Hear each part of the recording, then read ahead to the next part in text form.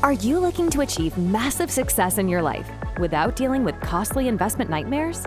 If yes, then this is the podcast for you. Here, we provide engineers and busy professionals all the secrets and strategies to create multiple streams of income, build generational wealth, and live a meaningful life by design. Here's your host, Ted Patel. Welcome, Decoding Cash for listeners. Today, I have a pleasure to have Brian Head as our guest. He's a founder of Head Start Equities, a real estate private equity firm that provides investment opportunities in multifamily, I would say value-add multifamily properties. Brian has 20 years of experience investing in real estate and is currently invested both passively and actively in over 2,000 doors across 18 different properties. Prior to this, he has been working with financial service industry for about 25 years, and of that 25 years, 10 years as a licensed investment advisor and stockbroker. Welcome, Brian. Welcome to the show. Yes, thank you so much for having me on. I appreciate it. I'm looking forward to it. All right. So, Brian, before we deep dive into what you do, how you do it, if you can give a brief background to our listeners, like who you are, how you got started in real estate, and what do you do right now? Sure. Yeah. So, born and raised here in San Antonio, Texas. And lived here all my life. Married, have two daughters, 5-year-old daughter and a 12-year-old daughter. As I mentioned before the call, if anybody hears any kids screaming in the background, I apologize, but they're out in the pool having fun. So here in Texas, it's hot. So, yeah, and worked, like you mentioned, for about 25 years in the financial services industry for a large company here in San Antonio. Had a great time in the corporate world, but invested in real estate for over 20 years on the side while I was doing that. So, in all honesty, the real estate was my passion. I've always been very passionate about investing. I got that from high school, when we were asked to track stocks, in a paper and stuff like that, and so that's kind of was my first foray into investing, and that's kind of what got me started on the whole concept of investing. Nobody in my in my immediate family is big in investing or anything like that, and so it was just kind of something that I kind of just jumped into. And then when I first moved out of my parents' house, I decided, I made a very conscious effort. I didn't want to move into an apartment. I didn't, want to throw away money. That's kind of how I looked at it, and not getting any equity or value. So moved into a HUD foreclosure, a fixer-upper house. That was my first house I lived in. Kind of house hacked from day one, rented one of the rooms to one of my coworkers. So got a little extra income that way. So that, that kind of really opened my eyes in terms of real estate and the value there. Then got into single family. It's a typical story. A lot of people, talk about getting into single family, flipping, rentals, small multifamily, Airbnb, kind of dabbled in a lot of different things. I've passively invested in a lot of different things too, from a debt fund, Bitcoin mining, multifamily syndications, a lot of different things, industrial properties as well. I like to try a lot of different things. I've done some venture capital on the side as well. So I kind of like to keep myself energized by looking into different types of investments. And I think it's also important to be diversified too, and not have everything in one asset class, and not have everything in, as much as I love multifamily, it'll always be my major core holding when it comes to real estate. I think you have to be in other types of real estate as well. I don't think you want to all just be in one type. So that's kind of my background in a nutshell. Absolutely. The main thing there is, you got to diversify, right? You were a stockbroker, right? Previously worked with the financial industry, and you jumped into real estate business. So what I would say is, any of the listeners who are just holding their portfolio in stocks and bonds, I would advise, of course, you got to diversify in real estate some other way. Just don't keep holding stocks and bonds in your portfolio, because you never know, right? When there is a time to retire, what the condition of the stock market would be at that point of time. That's right. Would you be able to take out the funds? Maybe no. It depends. Real Right. estate, best bet against hedge inflation, like hedge against inflation. Of course, depreciation, cash flow, those are the other added advantages. So yes, Right. diversify always. Yes. Yes. Yeah, Very big fan of yeah, yeah. that. Yeah. All right. So right now, as you said, right, your main focus is multifamily syndication. Is that right? Yep. Yes, that's my main focus right now. Mhm. So how did you get started into syndication? Like while you were working with the financial industry, Mhm. having a 9 to 5, putting 40 hours a week over there, Mhm. on top of that, what are the additional steps or things that you did to get started into the multifamily syndication?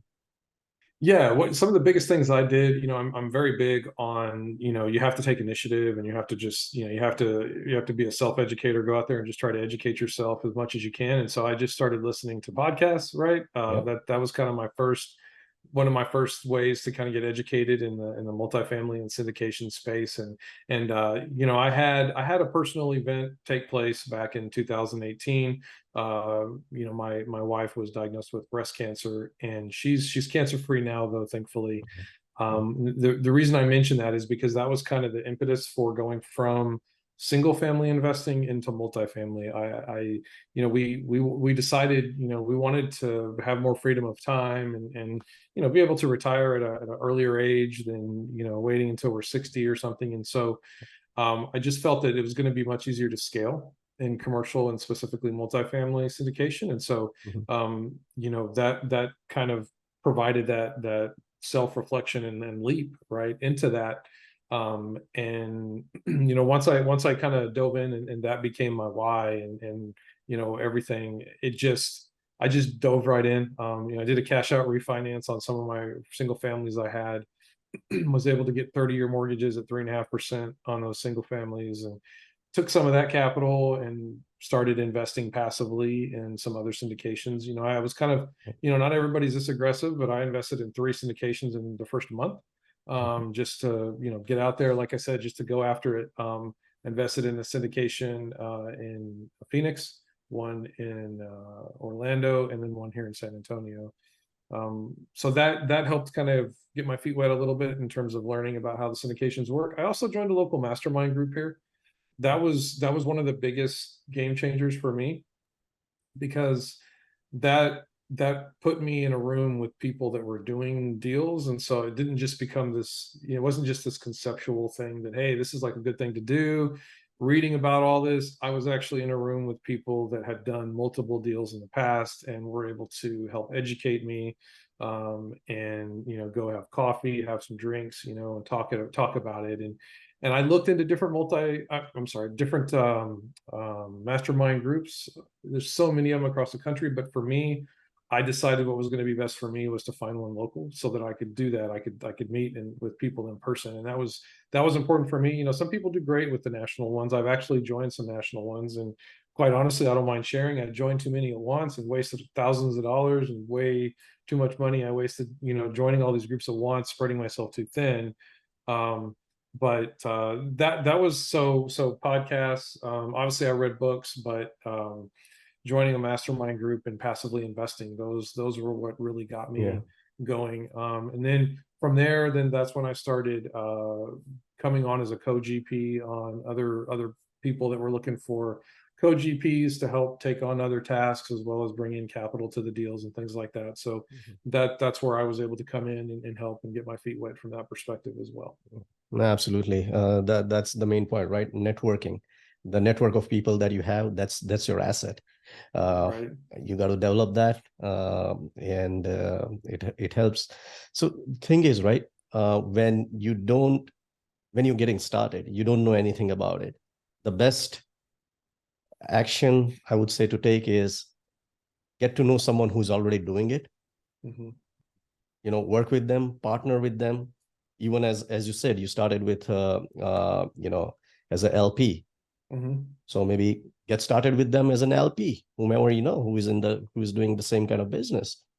Learn with them, get to Mm-hmm. know how the business is done, and maybe just take a step forward and do it by yourself later on, once you know in and out. Yeah, I think one of the biggest things is just, getting started, and I think it's a good idea to also interview a lot of people. If you're trying to find somebody that, you want to kind of help you along the way, Mhm. it's you got to make sure that you can click and you can get along with them, and it works, right? I mean, the reality of it is, you're not going to click with everybody. You're not going to be able to. You just that doesn't it's not the way it works. And so, Yeah, it's important to find somebody that you kind of can gel with, and you'll get along. And the other thing is finding somebody that's got the time or is willing to take the time. A lot of people in the space, they get pretty busy, yeah, and that's where a lot of these masterminds end up. That's where they come from, right? yeah, Is these syndicators and these people that get successful, and they, it's not uncommon to have dozens of people coming to you saying, hey, I want to pick your brain, I'd like to learn more about what you do. And at some point, after turning so many people down and saying, look, I don't have time, I can't help, I'm sorry, then people are like, well, let me just start a mastermind. I mean, and then so then it becomes another profit center, right? yeah, Which, their time is valuable. yeah. So nothing against that at all. But yeah, I mean, just trying to find, and then, like I said, for me, it was important to find a local group. Mhm. And when I joined the group, there was maybe 20 something people in the group. I think now there's probably close to 40, close to 50 now, maybe. Mhm. And so it's still kind of small. As things have slowed down a lot. I think there's a Yeah, lot less people right now looking to jump into it with where things are. But it's still exciting times, and I think given where we are, there's going to be a lot of opportunities as well. So absolutely. And this group, this mastermind, is it focused just on multifamilies or overall yes, real estate investments? yeah, just multifamily. Just multifamilies. Yep. I see. Yeah. And as you said, right, the last sentence you said, the times are now coming up to get started again in multifamily. So, past uh, at least year and a half, I've seen, many syndicators, operators, they slowed down because of because of this interest rate rise Mhm. happening, and they didn't have. I would say it was hard for anyone to speculate how much higher the interest rate might go, and Mhm. what they should take into consideration while doing the underwriting. But now I think everyone knows, like it's almost end. Maybe it might Right. go maybe 25 basis point at the most, not more Mhm. than that. So people are now taking, at least they know the interest is not going to go higher. It Mhm. might get lower, maybe starting next year. Let's see how it goes. Mhm. But it's one of the component, right? They are pretty sure about, so they can underwrite the deals, keeping that in mind. Yeah. Uh, Yeah. yeah. Yeah, and I was just going to add too, it's in times like this when it's scary, that's when some of the best opportunities present themselves, right? So when I was doing single family, I did most of my purchasing back in '09, right? Hmm. So the anybody listening knows about how horrible the real estate market was at that time. But I remember telling myself, man, if I just had more money, I wish I had more money to buy more properties. Of course, now in retrospect, it's like, well, shoot, I could have borrowed more money. I could have done all these things, but I just didn't do those things. But you know, everybody was afraid then too. There's tons of Yeah. people afraid that there was a lot of properties on the market. They were just trying to get rid of all these properties, and so it's in times like this and you're going to find a lot of opportunities. And the reality of it is there's always opportunities in Yeah. real estate. There's always opportunities. Always. There's going to be ebbs and flows. When there's more opportunities, less opportunities, but there's always opportunities out there. Yeah, absolutely. Yeah. And same, I 100% agree with you, because I also started back in 2012. I started buying properties from auction, Hmm. foreclosure properties, so, and I also missed those times. I also felt like, I had more money. I would have bought everything, I know, right? whatever Yeah. comes up. Yeah. Yep. But yeah, it's just as Warren Buffett said, right? You got to be greedy when people are scared, Yep. and vice versa. Yep. Yeah. Yep. No, he's So 100% right on that. And it's funny that quote that you just mentioned. If you go back and you watch the video of that quote, you can look it up on YouTube. When he says that, then he also then goes into an example on how much you're programmed to watch the ticker and the stocks and see how they're going up and down, and not only programmed to watch that, but then to take action on it going up and down, right? He's like, one of the analogies that he used though was, he said, if we've got a farm, we're not worried about, what's the price going up and down. We're worried about how many bushels we're able to produce. He specifically also said, if you've got an apartment complex, right, you're not worried about the day-to-day valuation fluctuations in that apartment complex, right? He actually said apartments in that quote. So it's interesting you mentioned that, because he did apply it directly, not just to stocks, but to other types of assets as well. And the other thing is, right, like stock market, it's not like great day trading. This is the real asset. It's a long-term, investment, similar to what, Buffett does, invest for a long term, not like buy today, sell it tomorrow. That's not how it happens in real estate. Right, so, exactly. And it's a physical asset. You can go drive by the property, you can go touch it. I mean, it's that being a tangible asset, I think that really adds a lot of value as well. So absolutely, yeah. So now, as we before we started this session, right? During our conversation, you mentioned you were planning to start a fund, or no, you already started a fund, right? Yes. So let's talk something about your fund, what is the structure of the fund, and then we can dive into, if someone wants to start a fund, what's the process? What are the steps they need to take into consideration to start a fund for themselves? Yeah. I think maybe I'll start with the second question first. So the starting a fund, there's several different ways you can do it. The way I did it, I joined, again, another mastermind group, right? That helps educate you on starting a fund. They have coaches in the program that can help teach you about the ins and outs of starting a fund and how that works. It also included the legal costs of setting up a fund and so forth, because I will say the legal costs, I mean, you're probably looking at 15 roughly grand just to, just for the paperwork, right? And setting it up. And that's to say nothing for all the ongoing costs that are associated with having a fund and everything. But I think, that's one way you can join a mastermind group that's specifically around funds. There's several of those out there. You can also just go to an attorney, and go work directly with an attorney to set it up. But I think obviously somebody starting out in multifamily or any kind of so funds, and when we talk about funds, I think the easiest way for somebody to understand that is just look at it like a mutual fund, right? Except instead of a bunch of stocks, it's real estate, right? And so you really need to, just like if you're going to buy a fund, it's probably, I mean, if you're going to start a fund, you wouldn't expect somebody to go start a mutual fund with stocks that has no experience buying stocks, right? So if you're going to start any kind of a fund, you probably need some experience in that space and whatever that fund is going to focus on, because funds can, quite frankly, focus on anything. A fund can focus on Bitcoin, stocks, multifamily. It doesn't matter, debt. So it's really, you really have to figure out what it is, what kind of fund you want. And then, there are a lot of intricacies there. There's podcasts that talk about funds as well that you could go to. But what I did is I kind of shortcutted it a little bit and joined a mastermind group. And I think that helped kind of speed up the process a little bit. I was also a fund manager on somebody else's fund, so that I had some experience prior as well. But yeah, I mean, that's pretty much the process. You have to go through all the legal work.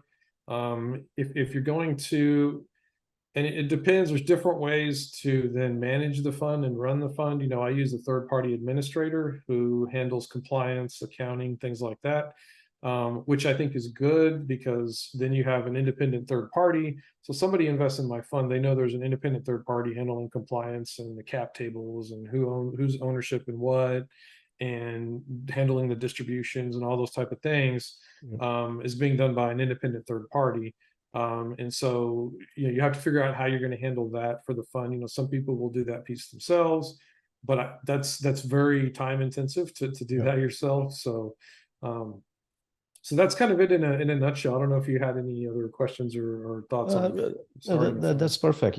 Just to, the main thing is, either, as you said, it might be too much for a person to start or file the paperwork by themselves, I would say the best idea is to hire a syndication attorney and get it done. You might have to pay a little more, but that's worth it. All the paperworks are exactly how it needs to be done.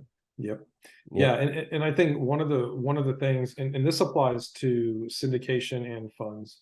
One thing that I've experienced with other folks, and I think because of my background, I didn't have this problem, but you know, there are in syndications and funds, there's SEC exemptions, right? Securities and Exchange Commission exemptions that we're able to apply for, that basically say, as long as you follow these rules, you don't have to file this as a security like you normally would and go through all that paperwork, which is completely cost prohibitive, and you couldn't do it. It wouldn't make sense from a financial standpoint.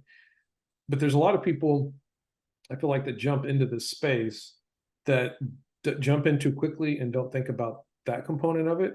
I think we're going to be hearing about more stories about people that were jumping in and doing things the wrong way, because it's not really a problem when everything's going great. When it's a problem is when somebody loses money and then they go to the SEC and file a complaint, and then they go and they start looking into this syndication, this fund, what have you, and saying, okay, how is it structured? Who are the partners? What did they do?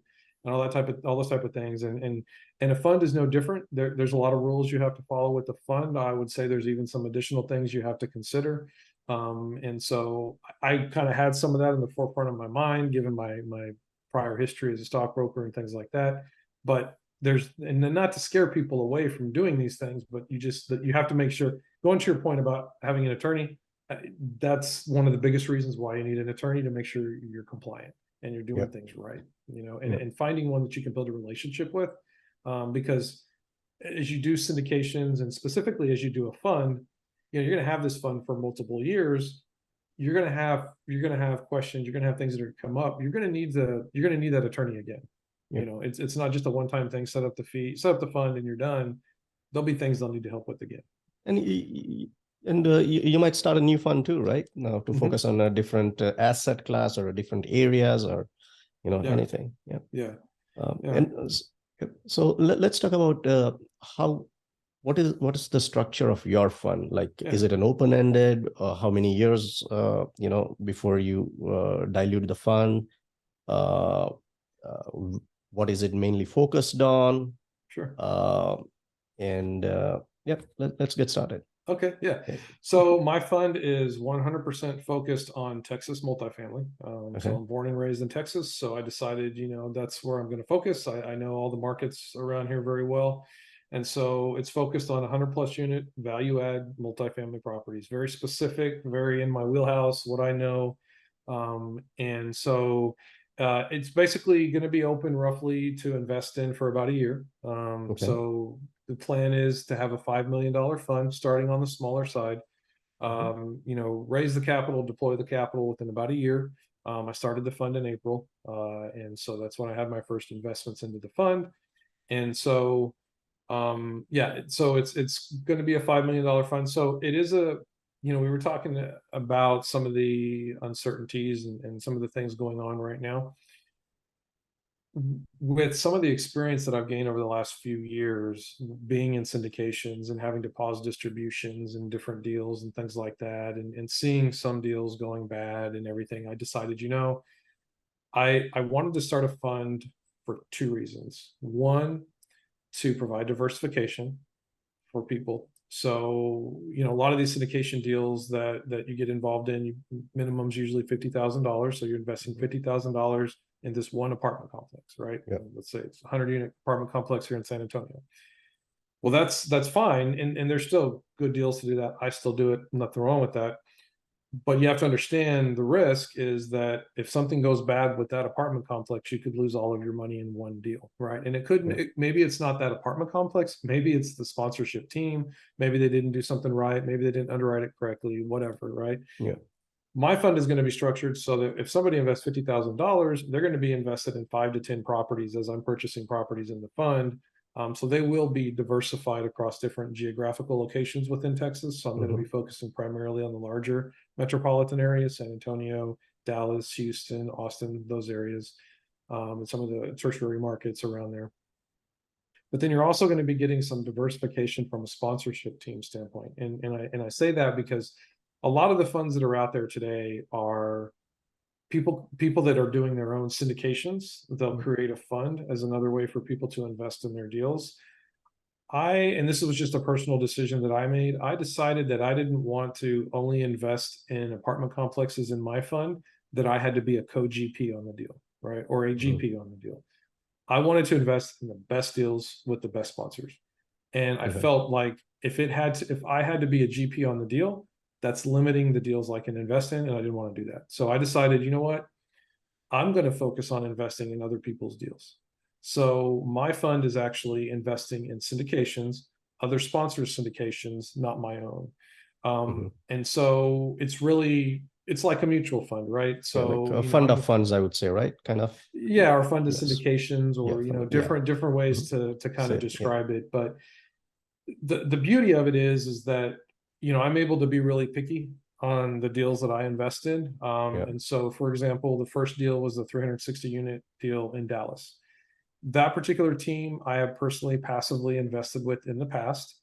During all the stuff going on, they haven't paused any distributions. They haven't done any capital calls. They've gone full cycle on 11 deals. So they've got a track record. They're putting $1.5 million in reserves for this apartment complex. I won't even tell you what their average annualized return on those 11 deals is, because it's ridiculous, and I don't expect that to happen going forward. But and so I invested passively with them, and so I chose that team specifically for that. The other deal is a 114 unit here in San Antonio. Again, I've passively invested with this group myself. No capital calls, didn't pause any distributions. So and what I'm doing is I'm focusing on really top quality deals, and with sponsors that I've have a relationship with, and for the first two deals that I've personally invested with. And so it allows me to really focus on the second piece of my fund, which is the flight to quality. So really my fund is focused on two things: diversification and flight to quality. So those are the two pieces that I think sets my fund apart. I guess there is a third one that I probably should mention, but it's basically, and this is not really normal in the industry, but so I have a 1% administration fee in my fund.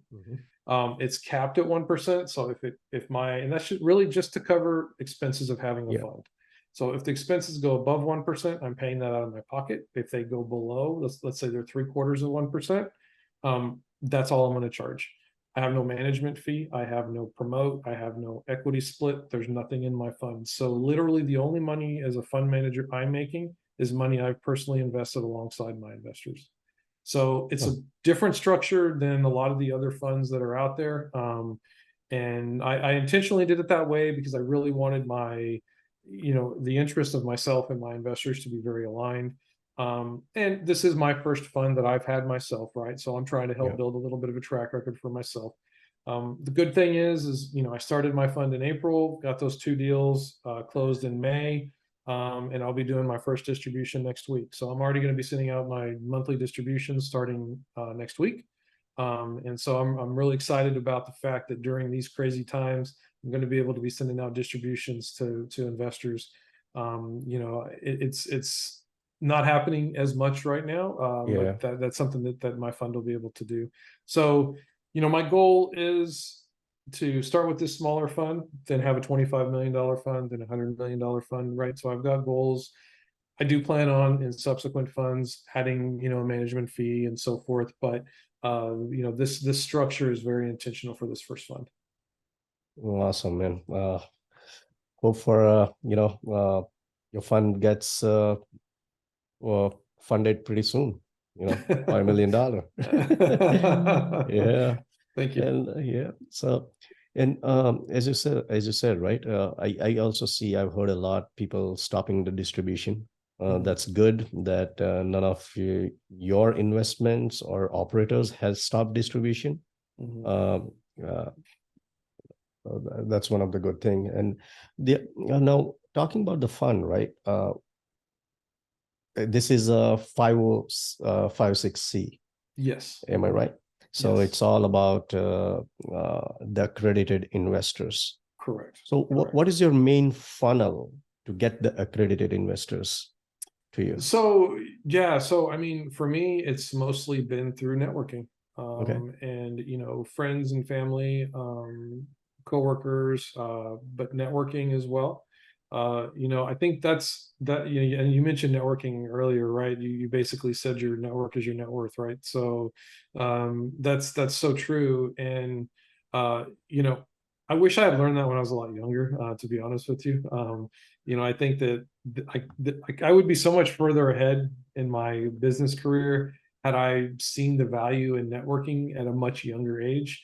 But it's a huge part of any business, but it is, you multiply that by 100 in terms of the importance of networking in this business, right? I mean, Yeah. it's all about getting out there and because and that's one thing, right? To me, I've got this amazing fund, right? It's so investor friendly. It's going to have quality deals. I'm already going to be sending out distributions, and if people don't know about it, it doesn't matter, right? Like, so I have to get out there and I have to bring awareness. Yeah. And so that's something I'm trying to do through networking. I do have a local meetup here in San Antonio that we started. I started with some other friends of mine last year, but really it's just getting out there, going on podcasts, right? Just bringing awareness, making sure people know that it's out there. But networking is huge, and um, I do still do some other types of deals, as well, because I do want to be able to provide something to non-accredited folks as well. Okay. But so I do work with non-accredited investors also, but just really just networking and getting out there. But not for this fund, right? It's on the side, not Correct. not Right. in Other this fund. deals Other deals. for Yeah. non-accredited. Yeah. This one is just accredited investors. Yeah. Yeah. hmm Yeah. And do you have any specific strategies that you have put in place for investors relationship? Like, I got to make sure I communicate with them every month. I hmm send these newsletters or weekly, bi-weekly, any such process in place? Yeah. So, I haven't done my first newsletter yet, but I will be doing that this month. So I'll be sending out monthly newsletters as well, to give investors updates on the properties that are invested in the fund so that they know what's Mhm. going on. And for those that are listening that haven't invested in syndications, right? Generally, there are monthly updates on those syndication or those apartment complexes. So I'll take those updates and apply them to the fund, and let people know how it's doing. So yeah, so that'll be monthly, and the plan is for the distributions to be monthly going forward as well. Yeah, Awesome. yeah. Right. Is there anything specific like you want to mention to our listeners while if they want to invest in a fund like yours, right? hmm Or not only fund, but maybe in a multifamily syndication project too. Any specific things that they need to keep in mind to filter out the operator or the fund manager before they invest? I think a lot of that is going to be educating yourself, Yeah. because there are a lot of different. Gosh, so in syndications, there's several different ways you can do a syndication with the equity splits between the passive or limited partners and the general partners and how that works, right? Promotes, like I said, X percent, maybe an X percent, preferred return, and then above this percent, it gets split differently. It can get super Yeah. complex in All the syndications. waterfall models. You're right. Yeah. And it can get even more complex in Yeah. funds. And so I think one of the most important things is really understanding what options are out there and what's available, because the thing about this business is really it comes down to know, like, and trust, right? The reality Yeah. of it is most investors are investing in you and not as much in the deal. They care Absolutely. about the deal. They want to see the numbers. They want to make sure it makes sense. They believe in the deal, but ultimately they're investing in you. Yeah. And so it's really, really important that they do their due diligence on the sponsors, and they make sure that, we were talking earlier about, finding people that maybe will help you if you want to do this actively, right? Yeah. It's just important. It's just as important to find people that, if you're wanting to do this passively, that, are willing to, call you directly, answer your questions, right? Not be evasive, and, be open. I mean, I'm very much an open book. I don't hide anything. You know, I say it all the time for people. I am, the other reason I did the fund is because I love educating people on investing in these types of deals. That's really what I enjoy. And so I enjoy that much more than I do operating an apartment complex, right? And so that's the part that I enjoy. That's what I focus on. And so, I have investors that have called me that, want to invest in single family. They'll ask me some questions about that. I'm more than happy to help them, right? Even if they haven't invested with me, I'm more than happy to help them. I do have investors that have invested with me that, they'll come to me and say, hey, Brian, I was thinking about investing in a laundromat. I'm like, well, I don't have much experience in buying businesses and doing that, but I do know somebody that I can connect you with. And so the three of us had lunch, and I learned a lot and they got to learn a lot. And so for me, the relationship piece of the business is so important. And I think that when and this is not to say anything negative about some of the bigger groups, right? I'm actually investing with some of those bigger groups, but the bigger they are, the harder it is to be talking to the actual people, right? And so I'm at a point in my journey that I'm fortunate that I'm able to be the one that the people that want to ask the questions and want to learn, they can talk to me directly, and I can tell them I'm an open book. I'll tell them anything they want to know. Like I said, if they want to call me and talk to me about, hey, so how did you get into single family? I'm more than happy to help with that. I just love teaching people and helping people however I can. And I think kind of tying it back to your original question, I think those are the type of people you want to find, right? You want to find those people that are just genuinely good people, to put it bluntly. And for me, when I go to networking events, honestly, Ted, I'm approaching every person that I meet as a potential friendship. That's simple. That's simple. So same here. Instead of looking at a person as a potential investor, you always have to build a relationship first, right? You see how you can help them. All right, that's the first thing. Bonding. Once you help them, help resolve their issues, problems, whatever they have, they can put trust in you. If everything works out, if they're ready to invest, well and good. Otherwise, we are good friends. Let me know anytime how I can help. If I can help, I'll be always there for you. Yeah, exactly. Yep.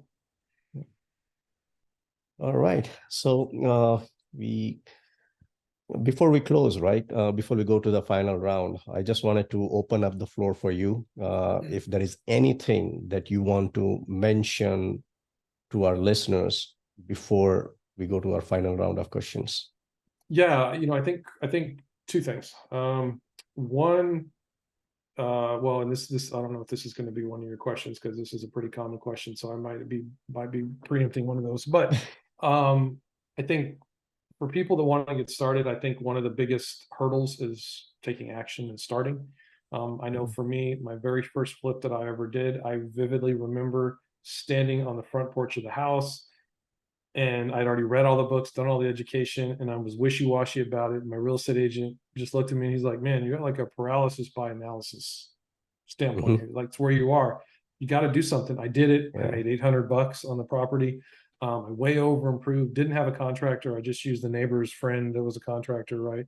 But I think just taking action, calculated, don't be stupid, and just don't go, be educated, but take action. The other thing I just want to mention real quick, based on what I said about the family event that we had, I just want to say, for obviously we all know women, right? So if there's anybody that that is not checking themselves regularly, please have them do that. My wife was 38 years old when she found her breast cancer, and she only found it because she was breastfeeding and felt alone. So she wasn't checking regularly. And had that not been the case, she may not be here today. Because one thing we did learn is that when you get it at a younger age, it tends to be more aggressive. And so just, I guess, my little PSA announcement there, just throwing that out there, just if that can help one person, that'd be awesome. Absolutely. And any bit of advice, even if it helps one, that's meaningful. Exactly. Exactly. And the other thing that you said about taking action, right? And nothing is don't wait for perfection. Nothing is going to be 100% perfect. Just get started, and you learn along the way while you're doing the things. Yeah, of course, as you said, it's not like, you do it without your research. You learn, or you do research, work with someone. If you are new to the game, you work with someone who already knows it, and just get started. Just don't wait for everything to be, perfect. Don't hide behind the desk, I would say. Yeah. And a lot of investors, a lot of real estate investors, they're asked, what's the one thing you would do differently? 90+% of them will say, start sooner. I would have started sooner, right? So, absolutely. Yeah. All right. Great. All right. So, Brian, ready for the final round? I am as ready as I'm ever going to be. All right. All right. So, our first question, Brian, what is the book that you'll recommend to our listeners? The one that had a major impact on your life or your own business? I think, gosh, there's so many, but I'll try to narrow it down to one. I'm gonna have to say two. Sorry. So, Robert Kiyosaki, right? Rich Dad Poor Dad. Purple Bible. Yep, that one. The other one was the Millionaire Real Estate Investor. Gary Keller, I think, was one of the authors on that one. Yeah, that was really good. That just really, it broke it down in a way that was very digestible and actionable. I thought a lot of books are very conceptual, and it doesn't. That one really broke it down in actionable steps, I felt. So yeah, and it squeezes, all the feedback he received from the other millionaire real estate investors. So it just compiles everything together. I like that book too. Yeah. That's a good read. Yeah. All right. So moving on to the other one. What is the one piece of advice? I know we might have covered this thing in our earlier conversation, but just one last piece of advice that you will like to offer to our listeners. Yeah, I think it would be to take action. But let me think for a second. So, yeah, I think a lot of my advice was covered earlier, but I think that, yeah. So we can revert back to the same thing, listeners. Taking advice, don't wait for perfection. Just move ahead. Yeah, and don't educate. Get into analysis paralysis mode. Yep, and educate yourself. Take some action and educate yourself. Yep. Excellent. Exactly. And what is the one way you like to give back to the world? The one way I like to give back to the world? Yep. So I think, well, it's two things for me. Sorry, I'm like breaking all the rules here, answering with two things, but the education piece. I think that, I really truly enjoy, and I think part of the reason I enjoy the education piece specifically in real estate so much is because I'm such a firm believer in its value, and that it should, quite frankly, be a part of everybody's portfolio. It needs to be a part of everybody. What that percentage is, I can't tell you, but everybody's different, but real estate needs to be in there. So I think I just enjoy so much educating people on real estate and the value there and what it can bring and how it can change your life and the wealth it can build and all those types of things. Just educating. I really, really do enjoy that piece. And then the other way, is trying to give back to we partnered with a company, Breast Cancer Research Foundation out of New York, to try to help raise donations for their cause. All of their money goes toward research for breast cancer and everything. So those are the two ways. Yeah, great. And on the first point, right? I recall one of the line which says, academic education, it can make you a living, but self-education can make you a fortune. Yeah. Sometimes this, well, one, it dates myself a little bit, but, for those that don't know who Jim Rohn is, that guy was, I go back and I listen to his stuff over and over. Like, I've heard it all before, but every once in a while, it's just like, oh, I didn't think about that. That's so true. And he's big on that, right? He's big on read books. So is Les Brown, right? Yeah. Read books. Like, if you read, I think it was Jim Rohn, and I don't know what the statistic was, or it could have been Les Brown, but something about if you read X number of books every week or whatever, you'll become an expert at in so much time. I don't remember what it was, but it's just people don't do that enough. And for me, I don't read. I listen to books, but it's there's just consume knowledge either way. Just consume. That's it. Right. Okay. So how can our Decoding Cashflow listeners get in touch with you? Yeah, so the easiest way, so I have a website, just headstartequity.com. You can send me an email at brian@headstartequity.com. The only social media I'm on is LinkedIn, and I only got that when I got into this business, so I'm not on any other ones, but you can find me on LinkedIn as well and send me a message there. So. Okay. All right. What a great show, Brian. Thanks for coming on the show. Nice to have you here. All right. Thanks for having me, Ted. I really appreciate it. Yeah. It was an honor. Thank you. All right. Thanks a lot. Thanks for listening to Decoding Cashflow, brought to you by Aster Capital. If you found value in this episode, then please share it with someone who you think could benefit from it. And make sure to act on what you've learned. If you want Ted Patel to personally help you reach your goals, then feel free to set up a one-on-one call with him. Also, visit us at astercapital.com for more free resources. Content of this podcast is for informational purposes only. As always, please consult your own advisor before making any investment decisions or setting a course of action. Thanks again for joining us on this episode of Decoding Cashflow, and we'll catch you in the next episode.